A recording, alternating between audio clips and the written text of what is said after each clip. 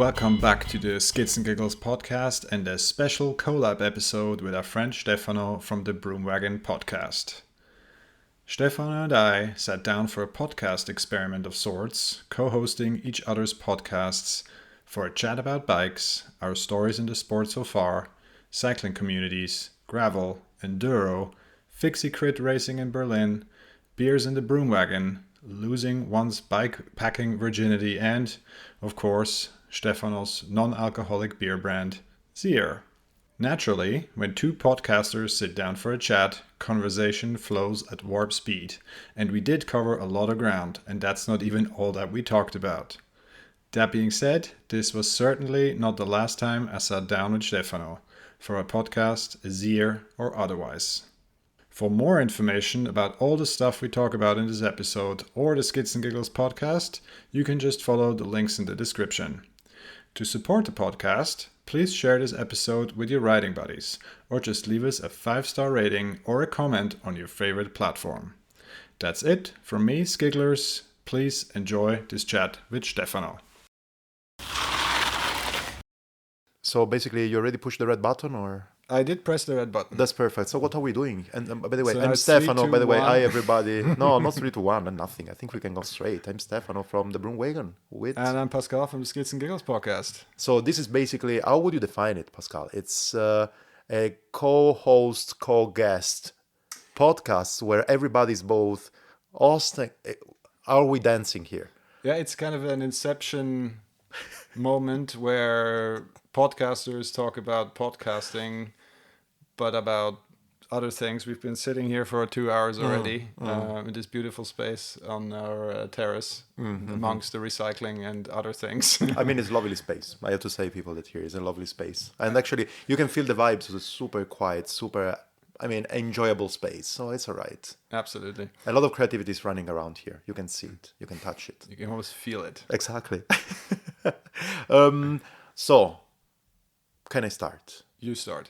And I'm going to start by saying, we have been talking here, we said, for 2 hours. What was your favorite topic that we touched base? Oh man, there was a lot. I think it's also the things we originally set out to talk about is really our shared love and passion for cycling and nerding out about bikes. I mean, even when I picked you up at home in the garage, The messy garage, the creative messy garage. But that's what it is. Checking out the bikes, storking out over your things and all the toys. About riding, what we enjoy in riding, the way we've come out through this sport, one way or the other. Your business is super interesting. Community is super interesting.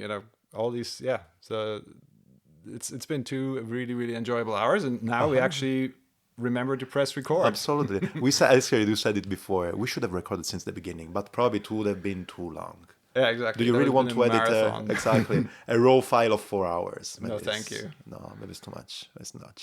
No, but it's actually great. Maybe let's start from there. We actually stood there in my garage watching at a bike.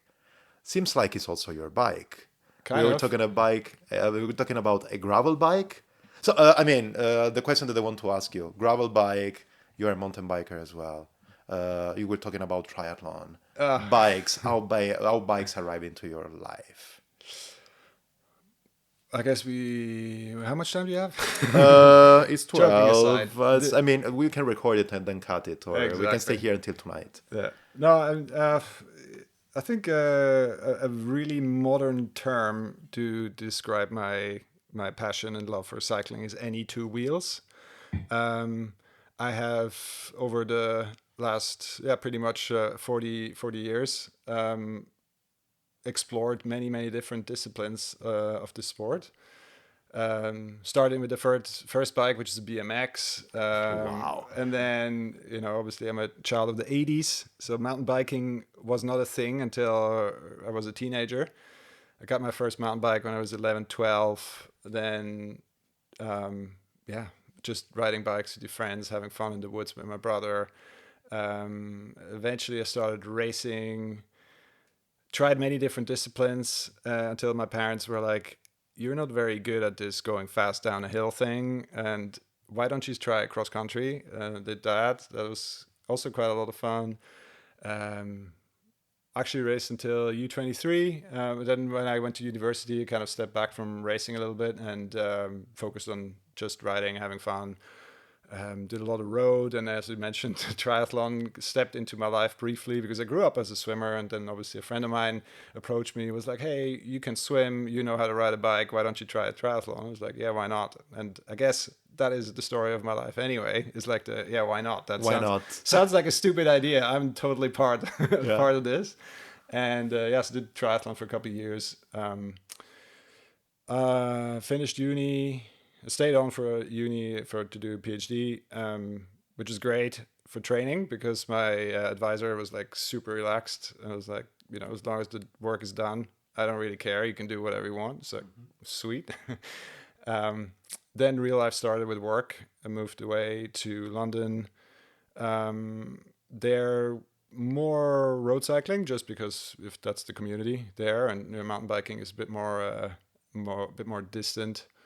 Then we moved back here, rediscovered the mountain bike, still rode a lot of road.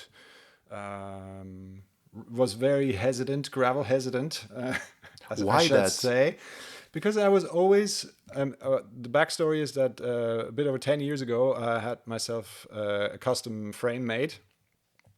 Beautiful road bike, wonderful, modeled after my favorite bike of all time, which is a Cannondale Cat 10. For Mm-hmm. the record, it's a Mm-hmm. great bike, and I had basically a titanium version made of it. Oh no. Just a bit, just slightly adjusted geometry, but yeah, really really nice bike. And I was always like, yeah. And then all of a sudden, you know, the disc brakes came, bigger tires came, and this all road concept, gravel concept that started picking up. And I was like, well, if I start entertaining that, then there's just no road bike anymore. Because Mm-hmm. that was always the allure of riding a bike, is this freedom of exploring and going places and seeing the world, right? And all road is just the epitome of that, right? So you can Absolutely. just, is it a gravel road? Is it a normal road? Is it a trail? Is it a whatever? And yeah, so there you go. But I've made significant changes in my life last year. uh, you know, quit let's say a traditional career to you know, focus on my family and you know, trying to make sense of my life in the bikes. And Seems like a good plan. and then somehow the gravel bike slipped into my life, and there we are. That's perfect. The No, circle closes. absolutely. But if you could, I mean, let's go philosophical. We can do it. If you could choose just one bike, you can make it. You can actually choose one off the shelf. You can build a frame that you have in mind. You can build it from scratch with a custom made frame and then custom made wheels and custom made handlebar, whatever. Just one. I'm Mm. not asking you a mountain bike or a gravel. One. Mm. What would you be and how would you look? Would it look like? Yeah, it would certainly be very capable in a lot of ways. So that you could do exactly that. Mm-hmm. Any road, any two wheels, right? So it,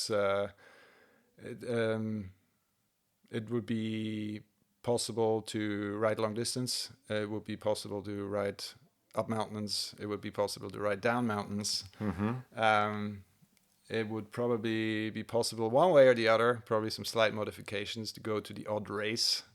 Um, so maybe some bikepacking too. I don't know if this is something I've only started to discover, but yeah, so that would kind of describe it. And yeah, I think it's a great time at this stage. I think recently we've seen a lot of interesting developments in the space between gravel, road, and mountain bikes. The three converging in the recent racing.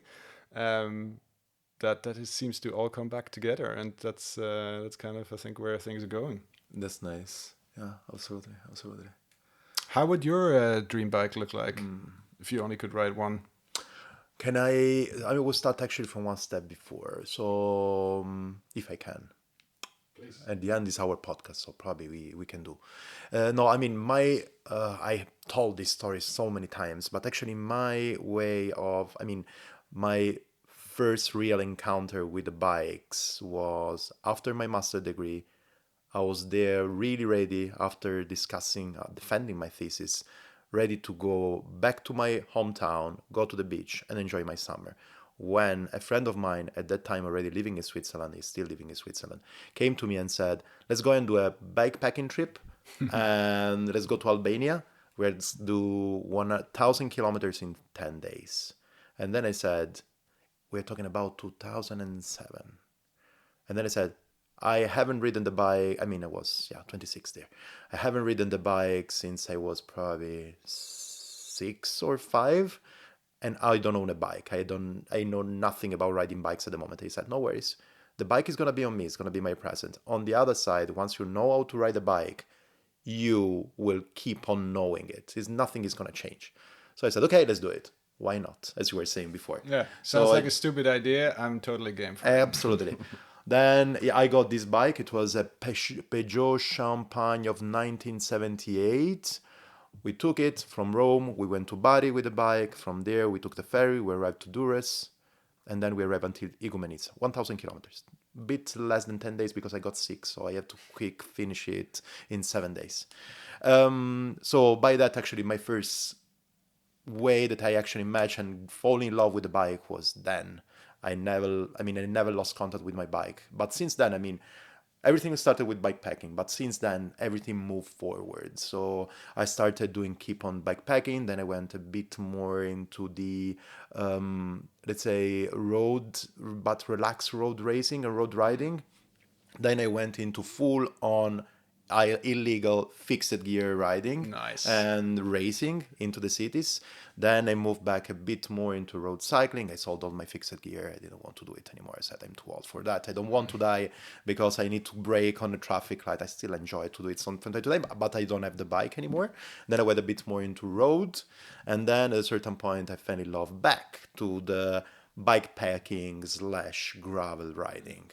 And since then, I'm kind of balancing. I tried to jump into the mountain bike also a couple of times with not so much success. Things in life got a bit messy, so you cannot really dedicate so much time in order to improve your skills. And that's something that you need to do when you're doing mountain bike. Yeah. Long story short, at the moment I'm thinking, so I still have, my functional bike that I used to bring kids to the Kita and everything, my cargo bike. Then I made actually this rigid mountain bike that I use basically for commuting, but it's just an excuse to go to the trails. And then I have my road bike, carbon road bike, and I have the bike that we were staring at, that is my open up, that is, I think, is the best compromise of a quiver killer. You can do road there, you can do gravel. It's kind of an all-road. Of course, mine is a bit more on the gravel adventure side because I have 650Bs, wheels with chunky tires. But I think I can go even leaner because I found myself actually that I don't enjoy anymore going straight off single tracks like crazy for the full ride. I think that actually now, getting back to your question, even if I rambled around for a bit, for me now at the moment, what I have in mind, the bike that I have in mind that I want to use, if it can be only one, it would be again, all-road bike, summarize it all. Maybe not so much space anymore for 650Bs, too much rubber carried around is not needed because, as I was saying, I don't go anymore super fast on single tracks. But on the other side, maybe having something that is quite capable and I can use it for whatever. Maybe strapping a bag on it all the time is way easier if you have to bring your waterproof jacket and you have it there, a bunch of food or just whatever you need at the spot. So frame bag, maybe a saddle bag. I'm not a huge fan of it, to say, to the handlebar bag. I'm not a huge fan of the saddlebag. Really? Why? Yeah. Because it's wobbling around? Yeah, Or but I can't deal with it. But it looks so good, though. Really? Yeah, I think it looks super good. You see actually somebody with a saddlebag and you see, okay, these people know what they are doing. I usually don't, but I like it. So it would be I like the German word for it. Do you know the German word for it? It's called, literal translation is the ass bomb. Okay. Arschbombe. Okay. I think that actually, I don't know, saddle bone, I think it's called in Australia or stuff like this. That's what I heard. It's kind of weird. But then this would be actually, and most probably now I would love to get rid of all the carbon fibers that I have actually in my life at the moment. So it would probably be a capable, custom-made steel frame that I can use for doing everything. Because I feel also uncomfortable as soon as I have to I mean, the thing that I always say is that two things I say usually. When I find a scratch on my bike, I say, okay, if I wanted something just to watch, I would have bought a TV screen. That's the first thing that I say. And the second thing, as soon as I hit something or whatever, and everybody say, wow, what the hell? What happened to your bike? Is insured. But Yeah. on the other side, I would love to be a bit of free of mind in order to commute with it and go around, because commuting with a cargo bike, with a carbon bike, is not really the best. No. Titanium is great for that, especially if you have Yeah, it unpainted. Then you yeah. can just get a Scotch-Brite and Yeah, that's true. give it I a don't know. little I would say that actually that's TLC. another thing that I say really often. I'm gonna get a titanium bike as soon as I would be old enough. I mean, I'm quite old. I'm 43. I don't call myself young anymore. But as soon as I'm gonna be old enough and I'm ready to bike pack to Iceland, I have this kind of idea that in order to go and bike pack in Iceland, you need to have a titanium bike. What do you think?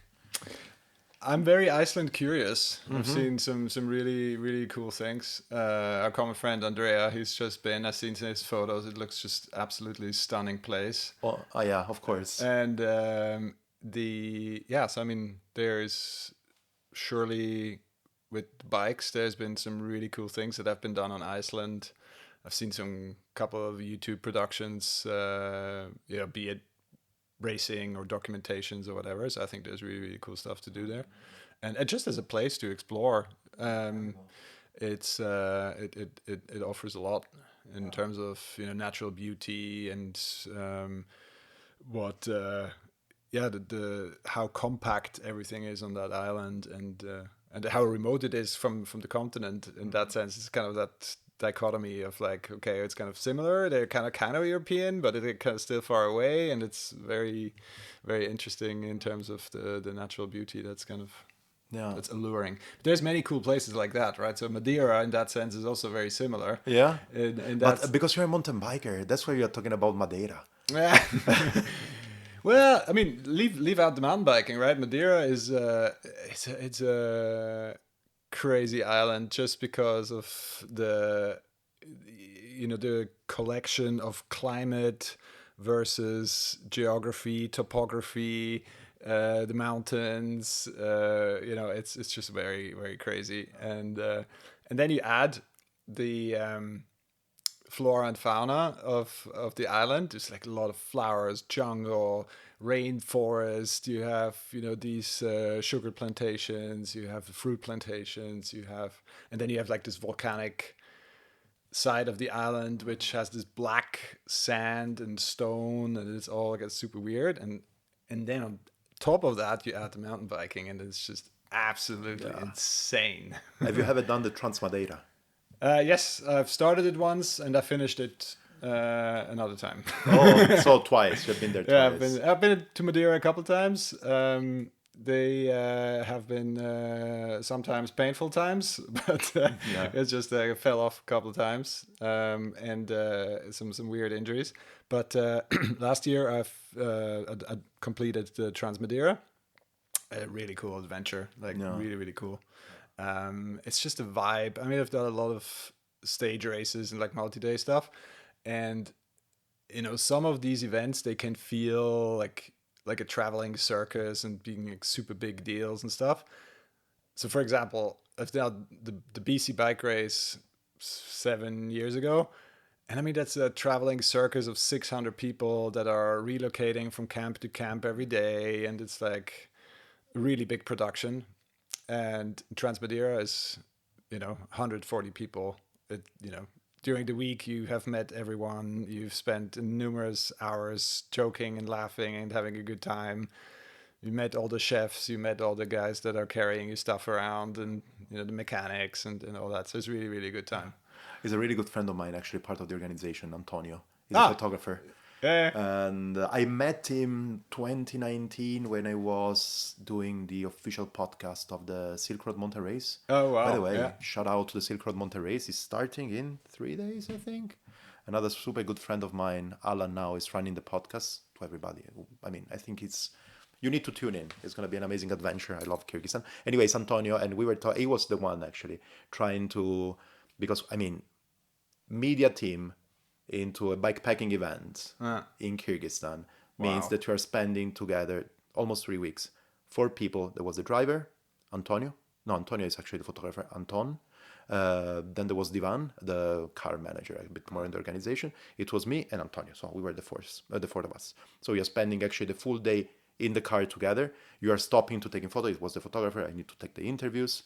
And then we were also sleeping in the same tent. So we're basically talking about everything. But the biggest topic there was, Stefano, what are you doing with cycling? I mean, I do gravel cycling most of the time. And actually, Broomwagon podcast is the podcast that is actually spinning off everything now.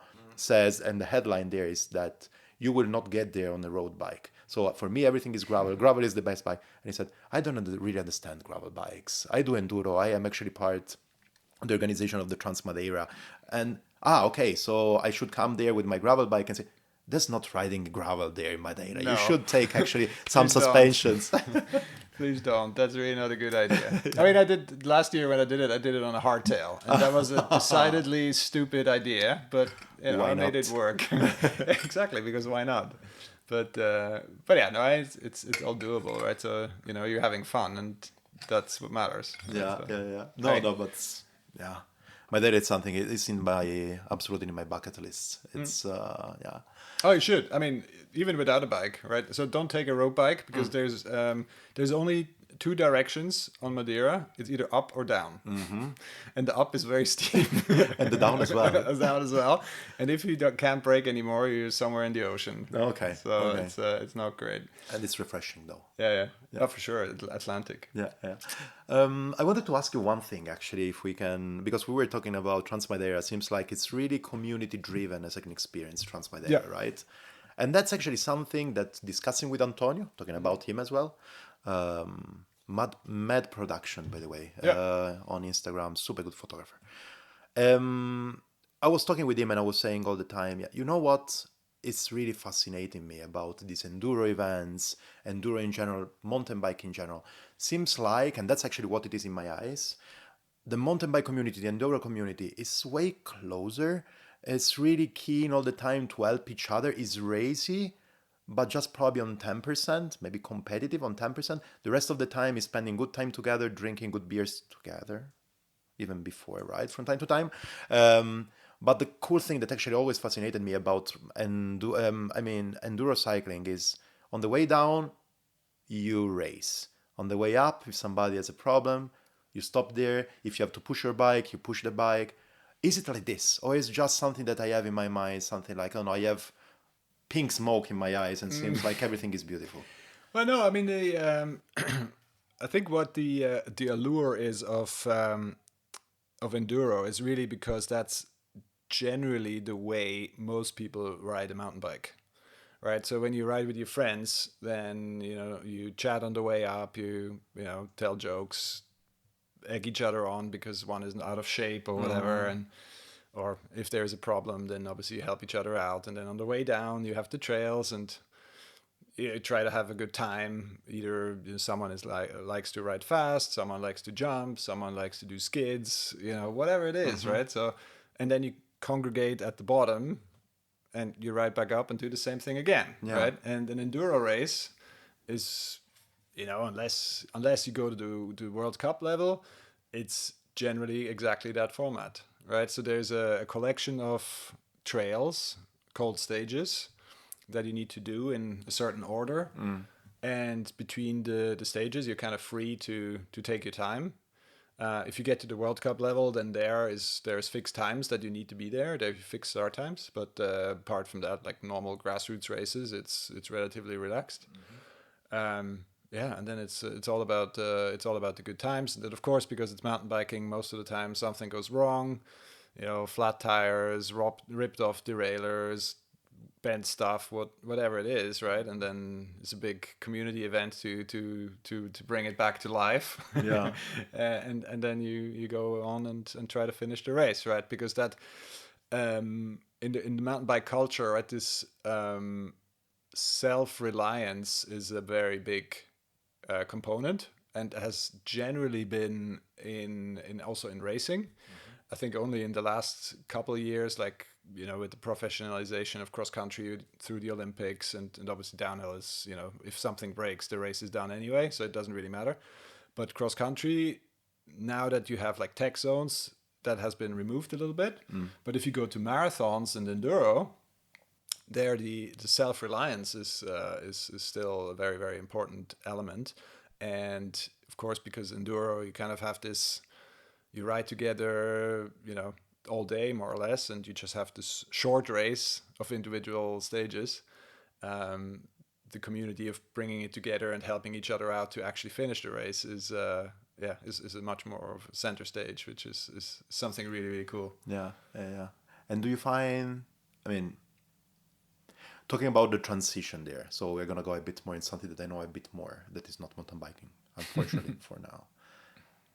You are also taking the path now at the moment of going into competitive gravel racing. Oh yeah. How do you see that? I mean, how do you see the difference? How was the community in your eyes? I'm gonna tell you about my idea of gravel community at the moment and different things, but tell me about yours. I mean, it's fun. It's funny, right? I was like, again, it's one of those. Sounds like a stupid idea. When are we going? But it's yeah. I like to understand the different disciplines and kind of what they're all about in terms of the competition and racing and all that kind of stuff. And then earlier in the year, I was like, oh, cool, World Series. That sounds interesting. And oh, cool, there's a couple of races that are close by. And then as a loose goal, I set myself to to do well and qualify for the Worlds. But I was, fully honest to myself that I haven't raced on the road in over 10 years. My pack skills are probably not as good and sharp as they used to be. And then also I had no idea what the actual format is in terms of the World Series.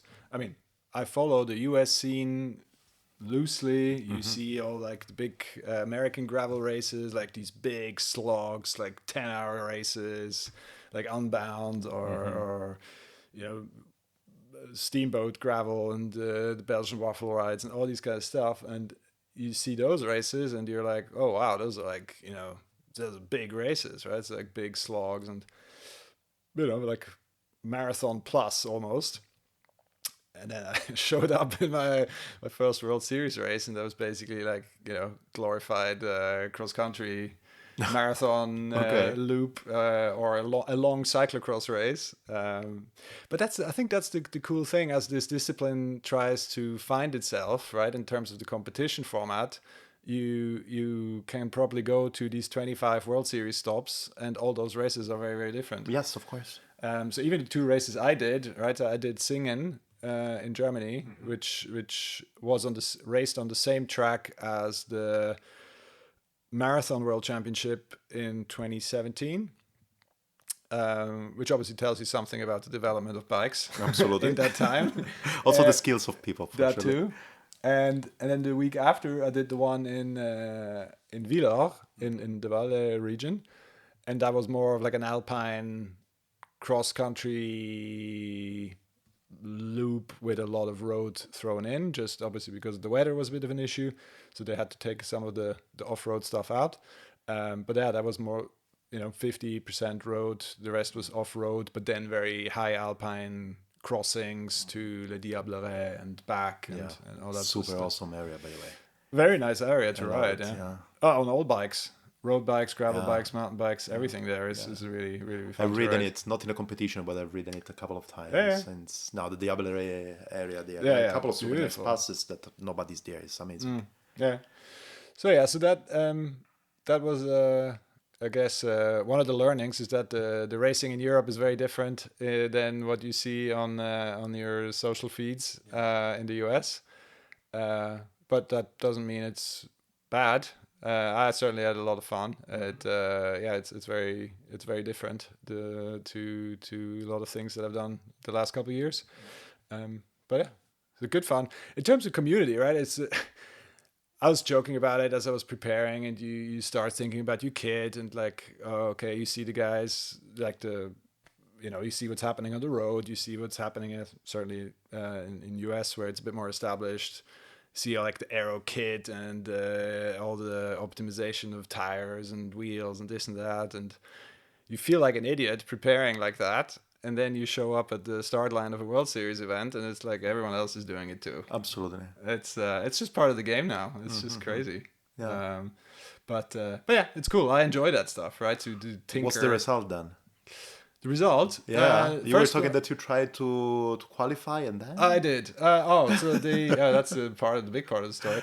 So the first one, the level was incredibly high, right? So it was like, even I looked at the results, and like without any research in top 10, I recognized the names that I know from my past racing, former world tour professionals, former national champions in marathon, all that sort of stuff. It's like, okay, like, it's just, that's the level here, I guess. Mm-hmm. So I was quite outside of the qualification slots. For the record, the first 25% per age group qualify for Worlds. Mm-hmm. So it was like 5-6 spots back. And then Vilar, it was just literally slipped into the last slot and qualified for Worlds. That's nice. It's obviously beautiful. You can, in hindsight, you can create these fantastic storylines about how the race went, and you could feel that something is on the line and I have to sprint and try to catch up with these guys and all that.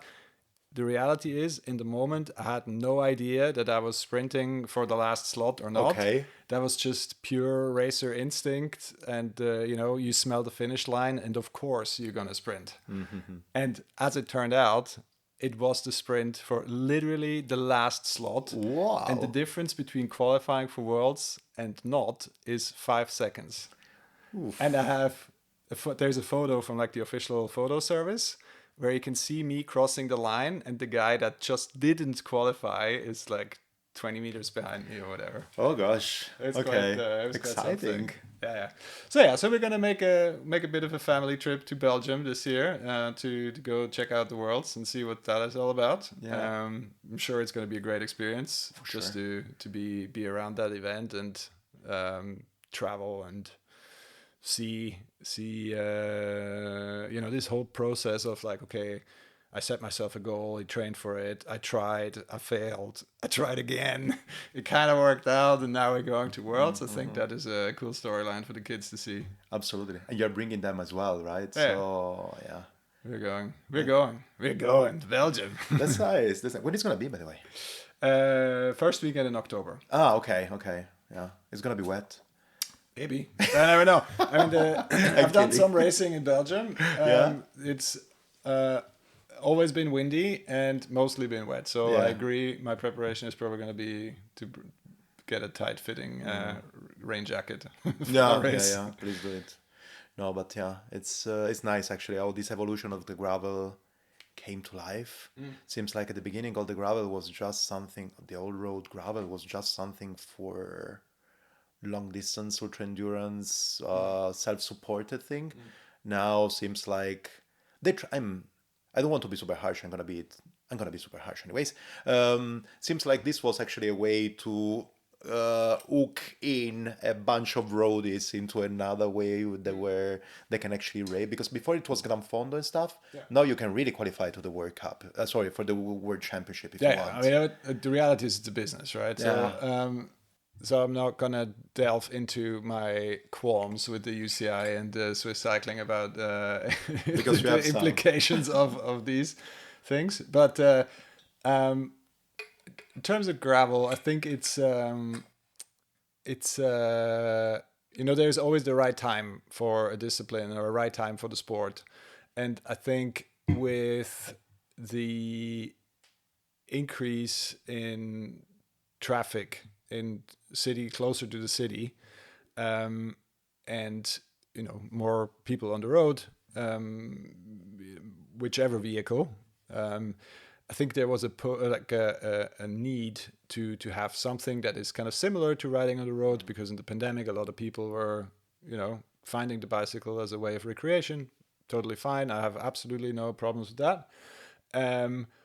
The and they just started realizing, like, even in Switzerland where we have, or in Europe generally, where we have great infrastructure for cycling, even with segregated bike lanes, with all these kind of things that we have that make cycling safer compared to other places, right? I've ridden a lot in Canada. My wife is Canadian. I've ridden a lot in the US, where that is just not the case, right? So and you're a moving target on the road, or in the UK, right? I mean, in the UK, outside of London is probably some of the most aggressive anti-cycling behavior I've ever seen anywhere. Oof, okay. And here on the continent you generally don't have it, but still there is this push to be away from traffic, and then obviously the all that network of farm roads and forestry roads and away from traffic cycle lanes is just a happy coincidence for the moment of gravel, right? So I mean, Yeah. it's not that we didn't do that before, right? If you, we joked before about the cross country marathon from Of course. 2017, right? Yeah. Now it's a gravel race. Uh-huh.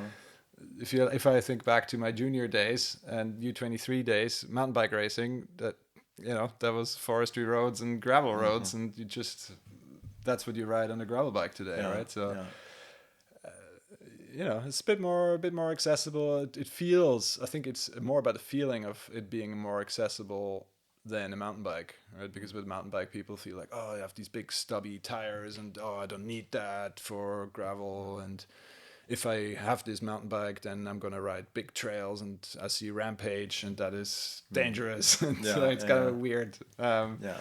thinking that happens there. I don't know. Yeah. And we were talking about that also before. Is at the end of the day, we're just riding bikes, right? Oh yeah, So yeah, just sit on the bike, do whatever. If you feel like going down with your gravel bike, if you're having fun, you're doing it right. exactly, absolutely, absolutely. No, but that's really interesting, and I think that actually this gravel thing unlocked a lot of potential, of fun, and of course it depends on the person, depends on the community you're living in, depends on people that you're riding with.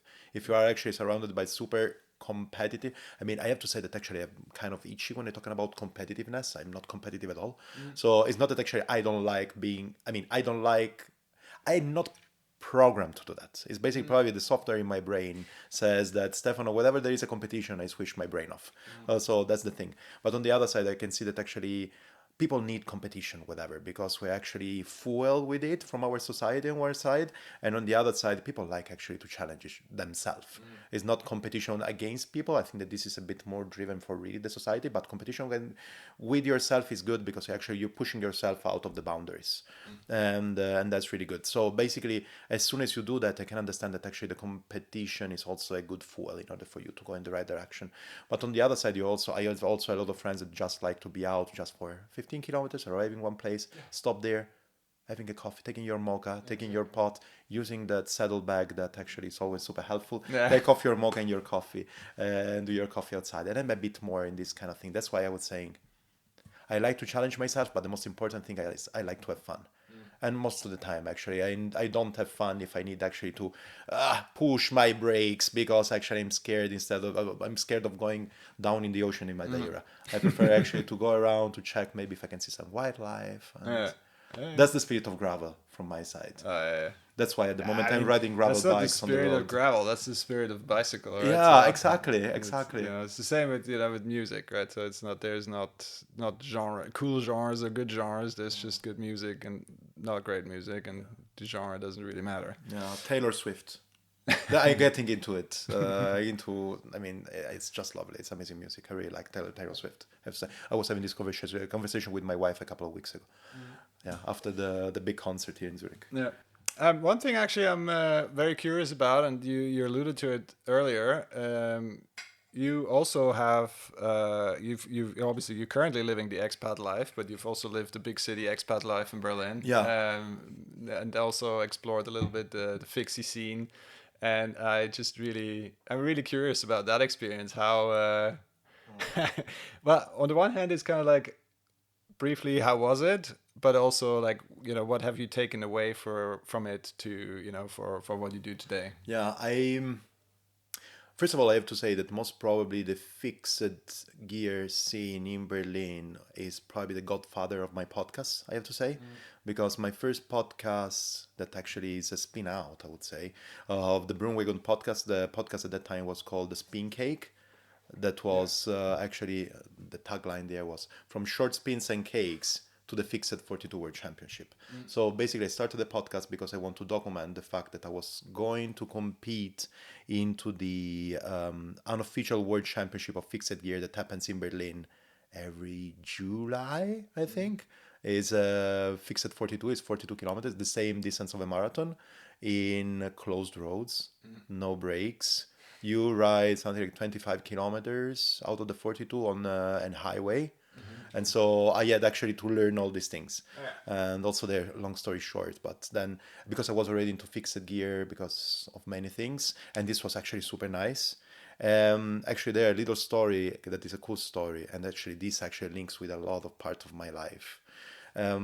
I ended up into the Broomwagon because I was into the city. I couldn't actually stay because of I was tired after the autobahn and everything like that. Then I saw a couple of friends of mine crashing super bad, so I was also affected mentally about that. And long story short, they told me, "Do you want to jump off and go into the Broomwagon? Otherwise, we can cut your number. You can actually cruise until the finish line." I said, "What?" And then they said, "Look, man, but I have to say, you do whatever you want, but in the Broomwagon, there are beers." And then I said, "Oh, nice." Yeah, because you know what? At the end of the race, you can only find Erdinger beer that are alcohol-free beer. In the Broomwagon, we have proper beers. I said, "Okay, where's the Broomwagon?" I'm jumping in. And from there, I got all super good. I got a beer. I got super good stories inside. And then from the I spin can cake imagine. arrived the Broomwagon. That's the story. So I mean, fixed gear scene in Berlin was incredibly good. I got in touch with the messenger scene. I got to know a lot of friends of mine there. They were bike messengers. We were doing the Alicats all together. We were doing twice in summer, even more, but usually also during the winter, twice a week. We were doing these kind of rides from Späti to Späti, so from the little kiosks that sell cheap beer, the fresher beer that you can have.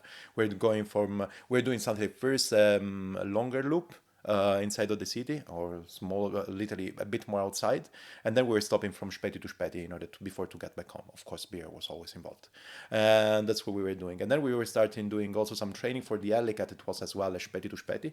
So we had a map, and you had to reach actually different Späti in your, how would you call it?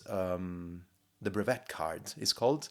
And so you need to go from here to there, and you are actually choosing your own way. And then we were arriving all together at the last Späti and share the experience. And this was another thing that we were doing. And then this ended up with, then in November there is the Halloween. Licata is the biggest of the city. People from all over the world are coming there, and that was also super good. So I love being with these people. I also usually say that I speak taxi driver German, but more the taxi driver because it's the only German that I can speak with taxi driver after I'm drunk. Because I actually trained it because actually my German got what's the level that it is right now because I was talking with all the community of bike messenger, Elicat, the messenger fam, and actually I train on that. And this huge sense of community, going outside just with your fixed gear bike, just for the sake of having a beer and stay together and meeting all the time new people. And I helped out also organizing the European the European Messenger Championship in Stettin as well, because most of the people from Stettin, they were living in Berlin, and then organized it there. And it was really the first encounter with being free, being on the bike, having fun, don't putting yourself goals. For sure, there was the competition of the Elicat, but we were organizing as well an Elicat where you don't didn't I mean at that time you didn't have to be the fastest one on the bike, but you have to do also stupid thing during the checkpoints, like I don't know, something like doing water bombs and trying to get somebody on the road. So these kind of pranks, completely punk kind of Yeah. things, and I loved it. Oh yeah, I mean there's This was actually the idea: having fun on the bike, being as punk as you can, basically having not so many rules, of course, respect first of all, and I mean, I had also my own kind of rule system, never actually trying to do something super crazy while there were kids looking around, whatever, because you need to educate also people that it's not that actually, okay, these people are just doing crazy things on the bike. I want to do the same for a kid that is 6, 7 years old, and all this kind of thing. But on the other side, having fun as much as possible. And this was the thing. So I have to say that probably my biggest heritage and my biggest background was, and what I am at the moment is big part on that. At a certain point, I had to say that I saw the evolution coming as well in Berlin. Most of the people that I was riding fixed gear at the time, Of course, we're still in contact, but everybody actually moved a bit more in the gravel scene, trying to replicate this thing, this community feeling, this fun, without having, I mean, having the brevet card is always good, but finding your own path, discovering all the time new path and new roads without having a plan. That's what you usually do on the road. Yeah. You have your plan. You say, I want to do this ride 100 kilometers up this, and this pass. You follow your Garmin. Of course, you're looking around, but you're following a path. We were actually transferring the thing. Let's go to this other speti or to this other speti to let's go to this lake. Let's go to this climb. Let's go to this gravel road that I've never been. And we saw actually this developing, and now most of the people that I know are actually into this scene.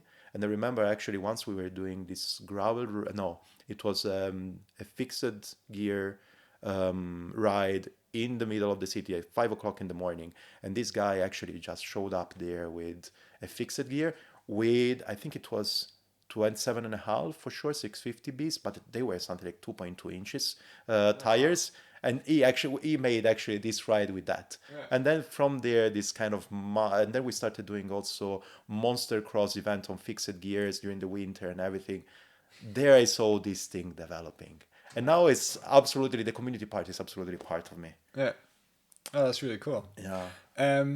You mentioned the big keyword, and I think in the interest of time, I think we are starting to wrap this up. Also because, yeah, I think we can talk here for another 2-3 hours. We have a lot of stories to tell. So. Exactly. But I guess to bring it back to what you do today, you mentioned already on the Broomwagon, there was the beer. Yes. And the beer is still here today. Nice ring to it. Tell me more about Zier. Yeah. Because that's what your beer is called. And what was the inspiration to start Zier? Yeah. Also there, I mean, I think that actually, I will put it from another side. And I put it as a cultural thing, because that's something that I'm hearing all the time. Basically, Zier is an alcohol-free beer. And in my mindset, I always said, alcohol-free beer? Does it even make sense? At the end of the Fixed 42 World Championship, there are going to be alcohol-free beer. No, I want to jump on the Broomwagon to have a regular beer. Alcohol-free beer is better for me to take a Coke. All these kind of things were actually wobbling into my mind most of the time. Don't get me wrong, I still love a good IPA, maybe coming from Canada. My favorite brewery happens to be still in Berlin, and is Fürst Viecek. They are doing amazing alcoholic beers, in my opinion, one of the most progressive brewery in the world. But the point is that at a certain point of my life, I was drinking. I mean, I'm still drinking quite a lot of beer. I remember that actually a couple of years ago, there was also this article on Cycling Mag on the relationship between beers and bicycle. Most of the time, this messenger scene and also this gravel scene being all related. And I found myself actually that for me, big part of my ride was having a couple of beers after the ride. Plus, because of my network and also of my contacts into the brewing world, I was actually having my fridge every time full of super tasty craft beer. And I felt like, okay, maybe drinking a couple of beers every night is not the best for me. I mean, I have 2 kids. That's something that I have to say. So sleep deprivation is kind of a reality. I mean, Camilo is 2.5, Tiziano is 6 months. So you don't sleep so much. Put on top of it a couple of beers. The day after, you're not a human being anymore. Not counting the fact that also you need to go to the toilet more often when you drink alcoholic beer because it is dehydrating you.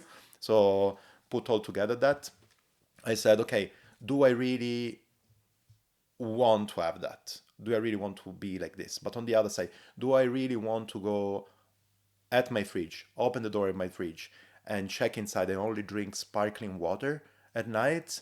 Because Coke is not an option for me. I mean, it's too much caffeine, then again, sleep deprivation kicks in, too much sugar. Is not really the thing. And then I was thinking, maybe not. What is missing? Looking around, we found out, actually, my co-founder, Stefano, and I, we found out that there was basically a gap there in the market of craft and tasty alcohol-free beer, and this was actually a gap that we could feel. And so we had a couple of brainstorming sessions, let's put it in this way, that they ended up just by being there, talking a lot and understanding I'm big into cycling, he's big into trail running, and we're thinking about how to match also this thing there, because You want to have a tasty drink at the end of these kind of events. And also on the other one, the other thing, another thing that I always say, the Broomwagon podcast is based on three pillars. This why not thing is the last one that we're saying all the time, but the first one are inclusivity. And I believe that actually inclusion is not really a great thing at the moment, especially when I was younger. Everybody was going out, and even people that don't like to drink, if you don't have enough personality, you're finding yourself with the beers in your hands and you don't want to.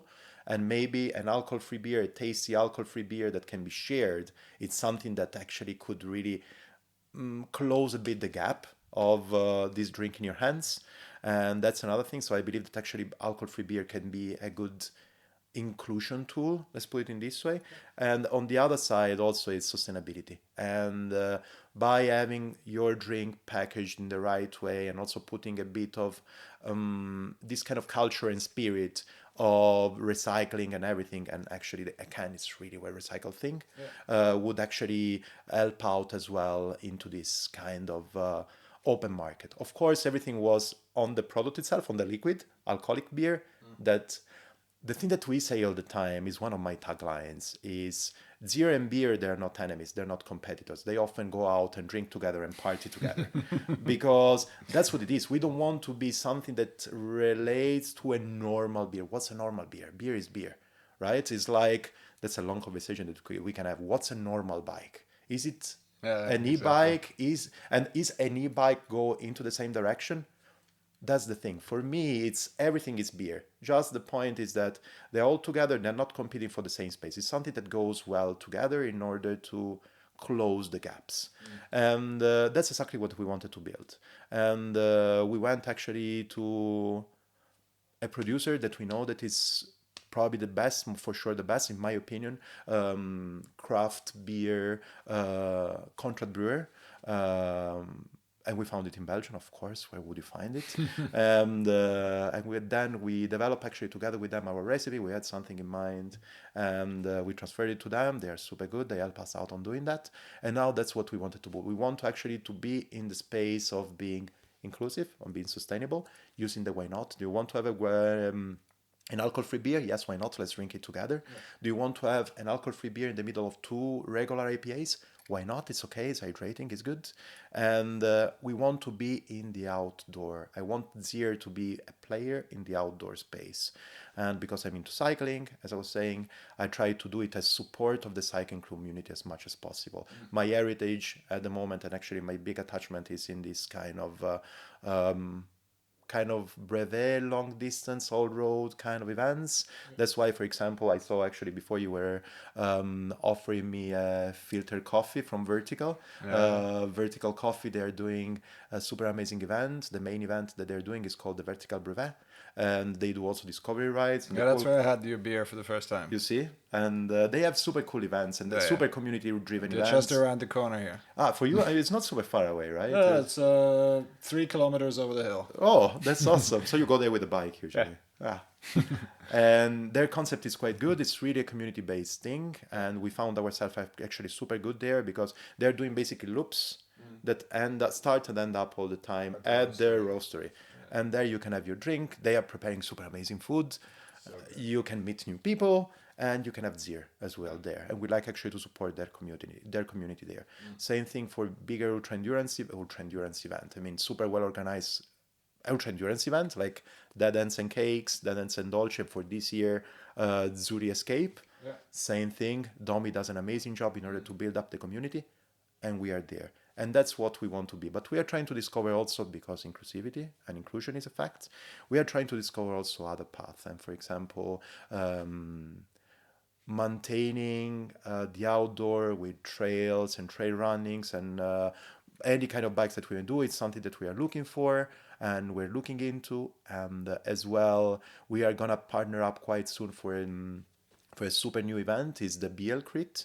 I'm super into, because I was also super big into cyclocross riding. I really love it. And this is actually another thing that I really love. And I believe that actually Crit racing is racing industry on the road, the city road, in loops, and their community can really be there and share with you and drink beers or alcohol-free beers there. And that's what we are doing. I think we are quite recognizable as a taste. I hope, but also the design. And I put actually there all my, again, even younger heritage of street art and spray painting. And I think you can notice. Plus, with some holographic kind of things that are actually showing you that we are in a kind of a cyberpunk kind of era, but of course with some hip hop and street culture Yeah. inside. Yeah. No, but what I really like what you said about working with the best partners, and because we obviously we talked about this before, the element of quality, right? It's kind of like the same principle like Elon Musk or Anton Voss with Stark Future or the guys from Athletic Brewing or whatever, right? They didn't set out to make another alternative to whatever was existing. They set out to make a great product, and they develop a great product, and not necessarily just to be the same like everyone else, right? So if you think of Tesla, they've innovated in a lot of ways that are now being replicated in other areas. If you think about so Stark Future, the electric motocross bike, they said like, well, we're not developing an electronic motocross bike. We're developing a fantastic motocross bike, and it happens to be electronic. Yeah. And so it's kind of that same principle, right? So it's leading with the quality, and it's just a nice side effect that it's also alcohol free, which That's exactly the thing. again with I like your inclusion argument, because that's obviously something I've experienced over the last couple of years since I've decided for the sober life. But it is quite, as you say, right? So it's kind of like, if you're not part of the group that is, getting hammered, then it's kind of a weird bystanding existence. Yeah, yeah, yeah. And you're just, not having exactly the same experience. And it is being made more complicated, and it doesn't need to be, right? Just because you've decided that you want to stay sober because you're the designated driver, or because that's what you've made as a life choice, then doesn't mean you can't be part of it. So. Yeah. I mean, I remember actually a little story, and also this was because at the end, there, even if I mean, everywhere serious books, everywhere, right? They tell you this story. At a certain point, you have the haha moment, and maybe it could have been also the one that I told you. I was actually having my fridge full of beers all the time. I opened once and I said, okay, I want something different from an alcoholic beer, a beer, and something different from sparkling water. This seems like the haha moment. But it was actually, everything was a build up. And talking about inclusivity, I was actually I was making a couple of races, but actually this one in particular, it was a cross race in Berlin, right? And there, I mean, I was all the time. If I was not the last one, I was almost the last one. It was always like this. But a really good friend of mine, his right age, won it. And they basically almost forced him to get a beer on the podium, because that's the culture, right? Yeah, for sure. You need to cheer at the end, and if you drink the full beer, then you are the one. Yeah, You then feel you're that the from man. in one sip, you are wow, you are the one. You deserve to win. And he was actually saying, no, I'm straight edge. I've never drunk in my life. I'm not gonna start now. Yeah. And that's exactly the thing. That's why we try to partner up and having Zier with our flashy look in the podiums of events, where before there was the champagne, there was this, and many events actually you need to actually empty your glass of beer in one sip in order to be really the winner. Yeah. You don't have to, you can do whatever. And that's really the inclusion point. And as you were saying, the quality is absolutely the thing. And I like your definition. Zier is a beer, a super good quality beer that happened being uh, an alcohol-free beer. Yeah. But this doesn't define it. Yeah, that's cool. We've had a little impromptu tasting session last night with. How do you like it? Tell me more about that. If I can actually be auto-referential, how do you like the beer? What do you Oh, think I'm a big fan. I'm a big Okay. fan. I mean, I have ideas how you can develop the product in terms of different flavors, but the two IPAs that you do have are very good, very tasty, very again, it's a craft beer. It's not like something that you drink necessarily as a refreshment or as a pure hydration, right? So in that sense, it's almost lost if you don't have it, let's say, with a nice meal, right? Yeah. So it's kind of in that quality of beer, Yeah. which I really appreciate, right? Because that's kind of what's missing, right? If you take one of the generic brands, alcohol-free beers. That is, the joke before was, I'm not gonna do the same rendition, the Sex on the Beach joke. It's very close to water. Yes, yes, yes. But yeah. So it's more like a refreshing drink when it's really hot out and you just want something else than water. Yeah. Whereas Zier is a very textured, multi-layered experience that goes very well with a meal. But you can obviously also enjoy it, reading a book or having a piece of chocolate or or just again as a refreshment as well, of course. But that's it can stand on its own, but it also goes very well with other Yeah. with other experiences. Yeah. I have to say, actually, and this is going to be the link on the last question that I want to ask you. And I believe that actually Zier is perfect for a mid-ride kind of thing. If you can actually keep it cool, if you are actually able to keep it cool or whatever, I think actually is the perfect refreshment. You For just me, need at to ride least. fast enough. Yeah, that's true. That's true. And then I have something like your miles covered and drink your Zier coming back. Yeah. But I think it's perfect, I believe, for bike packing. Yeah. You have it, you bring it around. You can also share it with people. Yeah. People are going to enjoy it. That's actually what I do all the time. I have a frame bag and I usually put a couple of those there. And one usually I'm going to drink it because I put it icy cold inside. And the other one, if I find somebody midway, Albi's Pass is quite usual Yeah. that you find somebody up there, you stop for a chat while filling your bottle or whatever. I give it away. But I think that actually also for longer trips, that's super good. And actually, this goes in the direction, the last question that I want to ask you about bike packing. Oh, You yeah. raced road, you race triathlon, now you're mountain bike, we were talking about multi-stage events, you were talking about gravel with the world champs. I need to bring back everything. I need to bring back something on the Broomwagon, and you did a bikepacking trip. It was more or less 1 month ago. It was your Exactly. first time. Tell me your Absolutely. experiences. Mine was actually my first encounter with a bike. What Yeah. about yours at Gams Oh wow! later? It is. So the story is one of obviously of adventure, um, and why not? Of course, and obviously also an element of reconnection with my brother because of course we have our families. We've been caught up in life stuff. For the last 10 years or so. I think the last time the both of us just did something together as brothers was 10, 15 years ago. And so it was really, really cool to do something with my brother. He's found the bicycle later in his life. I think only like early in his 30s maybe. It's because he continued swimming for a very long time, and then only found the bike later. So yeah, that sounded like something interesting to do. He kind of discovered bike packing for himself and kind of more like the multi-day endurance stuff. And I was like, okay, well, why not? And then I was like, threw together my guiding skills and exploring new routes, and suggested a route. Quite of an adventure. And yeah, so that was that. We did do like a circular loop around the Grisons and Gadin.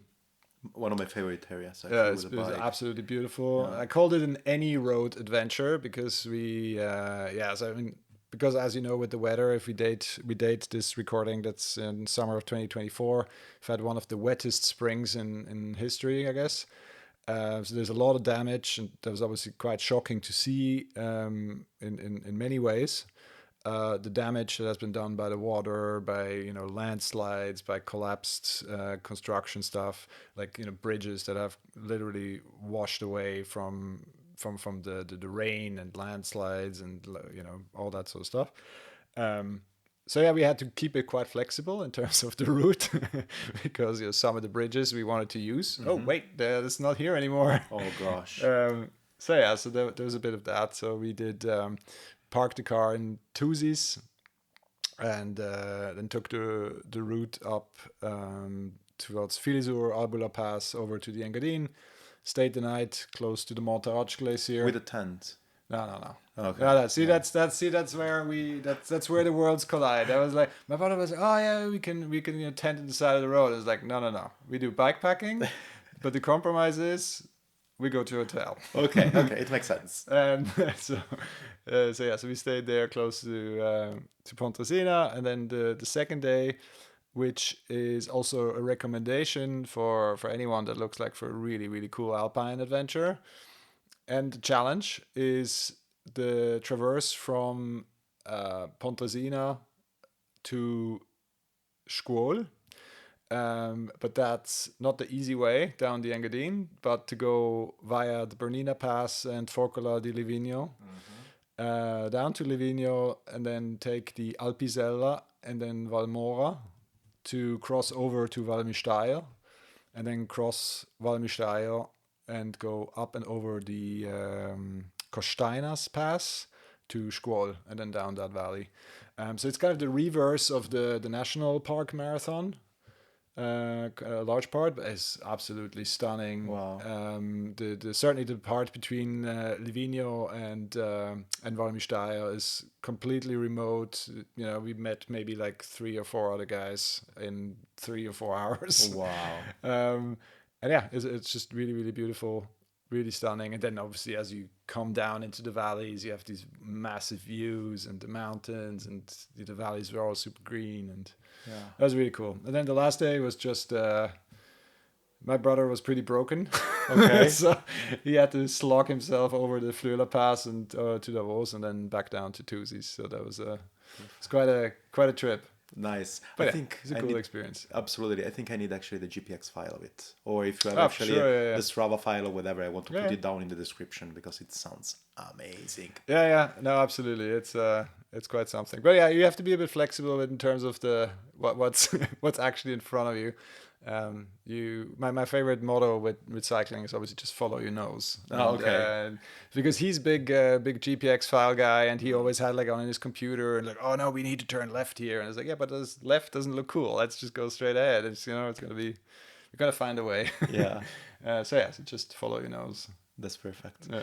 Last thing, and then actually I'm gonna be down. I mean, I finished my bucket list of questions. Where we can find you? I mean, we talked for half an hour, whatever, but around, I don't know, in the internet or whatever. Pascal, where can we find you? If people want to go a bit deeper into your story about the World Championship, okay, whatever. Oh man. Well, so I guess if you want to, listen to more of me waffling on about mountain biking mostly, then obviously the Skids and Giggles podcast Yes. is your first stop on that journey. Where with my friend Bryson, we're kind of exploring the mountain bike scene in Switzerland. You can find me on the board of Zurich Trails. So we also launched this year another podcast with Zurich Trails, where you can hear me waffle on in Swiss German. Also about mountain biking, a lot of things about community, about what we try to achieve at Zurich Trails. And if you have any other questions, the random photos, then just find me on Instagram at Pascal Pensa, and that's about it. That's perfect. It's the only social media I entertain. Okay, yeah. Doesn't need anything else, probably. Yeah. Good.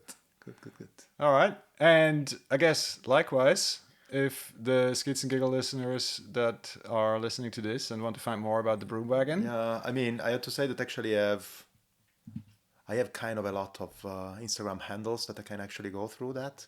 But probably the easiest thing is actually you can go to Calamaro CC, Calamaro like squid, but in Italian.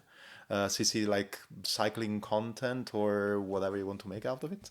There I'm on Instagram, you can find it. Plus, of course, the Broomwagon podcast, and you can find the Broomwagon podcast everywhere, basically.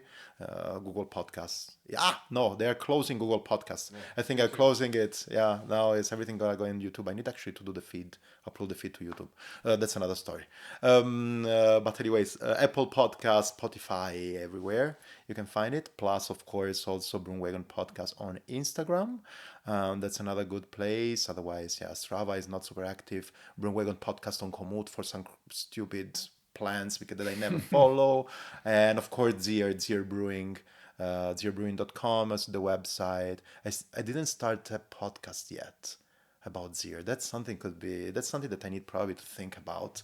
The Zier Brewing podcast. It's going to be about brewing or about something else. I don't know. But for now, there's not. But Zier Brewing on Instagram is there.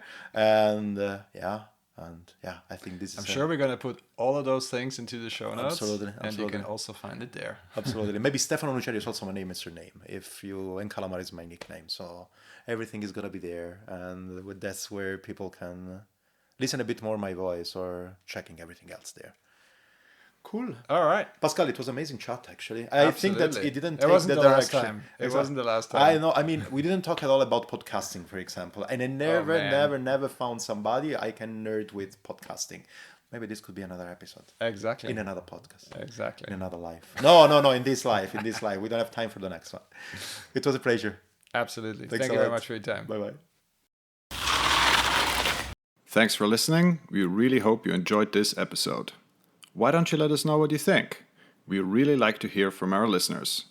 To find out how to get in touch with us, follow the links to our website in the description or find us on Instagram under @skitsandgiggles. Until next time, Skigglers.